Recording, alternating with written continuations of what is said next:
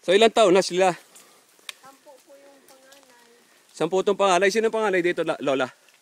Lola ba kayo o nanay? Lola po. Ito yung panganay, 10 taon. Ilang kilometro nilalakad nila araw-araw? Mayroon naman kubo kami dito. Oo. Hindi na kami natuloy pagka walang pasok na uwi. Pero ang layo nito, itong nilalakad nyo. Ganon din yung problema dun sa di ba? Paglitaw. Sa gitna.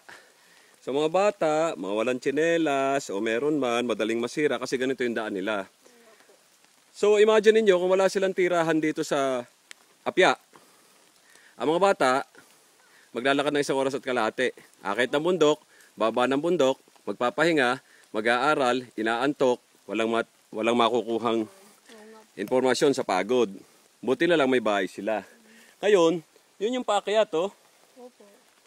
Malayo pa kami doon sa sinasabi nila.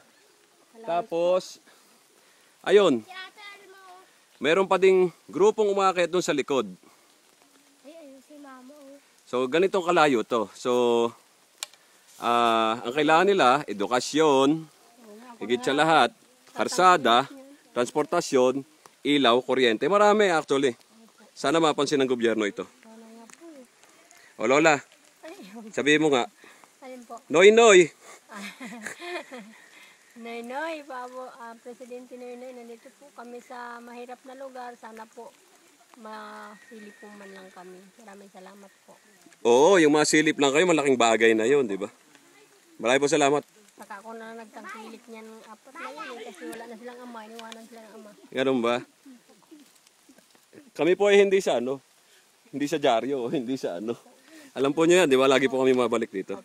Yung lang po nanay, gusto ko lang i-record. Salamat po.